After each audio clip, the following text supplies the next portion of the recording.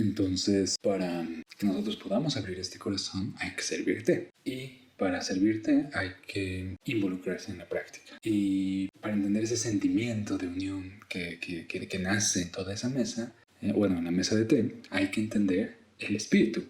¿Y cómo entendemos ese espíritu? Bueno, pues lo tenemos que comprender desde un punto de vista en donde sabemos que el té, como nosotros, nacemos de la naturaleza. Tal vez cuando el ser humano aparece o da los primeros pasos en la Tierra, quiero suponer que el té ya estaba presente, tal vez era ignorado, pero esperaba el momento adecuado para presentarse ante el hombre, ¿no? O ante el ser humano. Y muchas de las personas que entran en este camino del té ven al té como una bebida, un pasatiempo o un tipo de arte profano que únicamente sirve para deleitar los sentidos. Pero hay muchas personas que empiezan a adentrarse verdaderamente en todo este camino del té, siempre cuestionan el por qué el té tiende a adentrarse en la espiritualidad. Y de hecho, en los primeros pasos, intentar concientizar esto, lo sagrado de esta bebida, se vuelve tal vez una tarea un poco complicada, un poco irreal, ya que lo racional nos impulsa a no dejar fluir esos elementos etéreos del té. Pero también es importante ver si esto sucede, y esto varía de persona a persona, si esto sucede por la falta de creencia o porque tampoco encontramos lo sagrado en nuestra vida. Y no estoy hablando aquí de creer, en un ser supremo o basarnos en una religión específica. Simplemente es ver lo sagrado que vive dentro de cada uno de nosotros y de todo lo que nos rodea. Entonces, para entender lo sagrado del té, aquello que proviene del espíritu, hay que comprender la representación de lo que se conoce como la Trinidad del té. Y esta Trinidad se compone de la practicidad, la naturaleza y la virtud. Entonces, ¿qué es la practicidad? La practicidad básicamente es lo más simple, lo más básico que pueda existir.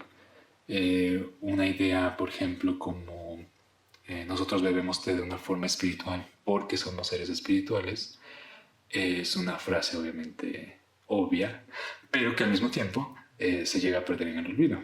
Y es por esta razón que es necesario reafirmar que los seres humanos siempre estamos en conexión, ya sea por entendimiento o por simple curiosidad con lo espiritual, haciendo valer parte de nuestra naturaleza más pura que tal vez reside en un proceso de bloqueo o que está olvidada, pero que se encuentra en el interior de cada uno de nosotros. Y el té encaja perfectamente en esta práctica, ya sea como un medio de cultivo y sanación para que podamos trabajar y llegar hacia esa transformación espiritual. Y para esto es crucial despertar la sabiduría que hay dentro de nosotros. Si nos podemos saber, por ejemplo, las diferentes tradiciones en la historia de la humanidad, podemos notar que cada una intenta cultivar conocimiento y bondad como el centro de todo, ¿no? Porque esta compasión y sabiduría se vuelve una base para poder notar cómo todo lo que nos rodea siempre llega a vivir en esa oscuridad de nuestra visión, sirviendo como herramientas espirituales, ayudándonos a que cada acto que realicemos a diario promueva una oportunidad para que nosotros podamos crecer, para que podamos aprender, transformarnos, trascender y finalmente llegar a poder abrir los ojos. Y este viaje hacia este lado espiritual conlleva obviamente cierto entendimiento en cuanto al mundo ilusorio.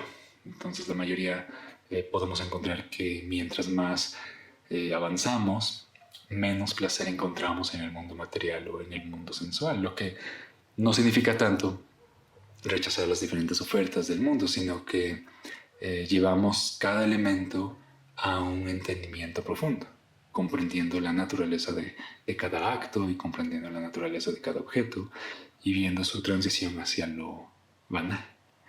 Lo que tampoco significa un rechazo a toda esa belleza o placer, sino es una admiración engrandecida, pero evitando el deseo o el control de la situación. Y en la mesa de té, muchas de las veces vivimos en ese control. Vemos cómo hay diferentes parámetros que debemos seguir para preparar las hojas de té y para que todo resulte bien, lo que significa que hay ese control ilusorio. Y este deseo de control ilusorio es ilusorio porque no existe tal cosa como un tipo de propiedad desde ese punto de vista. Es decir, todos existimos en esta vida, en este preciso momento, y compartimos algo en común, que al final es que todos vinimos o llegamos a este mundo desnudos y al final así nos iremos, ¿no? Lo que puede significar que todo placer material llega a ser banal porque es efímero. Por ejemplo, si tomamos el acto sexual como placentero, significa que hemos escondido entre las sombras de nuestro ser el verdadero gozo que descansa dentro del corazón y esa conexión natural entre los dos seres. Lo que resulta que se vuelva un escape en vez de una medicina para curar nuestra enfermedad. Aunque puede resultar como un calmante temporal, simplemente esta enfermedad volverá a crecer sin ser sanada. Y aquí enfermedad no es tanto hablar de una enfermedad física, sino de una enfermedad desde un punto de vista espiritual, una enfermedad de nuestro ser, ¿no? Y con el té pasa lo mismo, puede funcionar como un escape temporal o como una medicina, que nace desde la profundidad y la comprensión, porque los placeres temporales, que no significa que sean malos, no son primordiales para una relación profunda con la hoja. Y esta relación debe nacer desde la cultivación, desde la conexión con la naturaleza, para que nosotros podamos compartir nuestro corazón con otros seres que lo necesiten, pero también que lo quieran aceptar.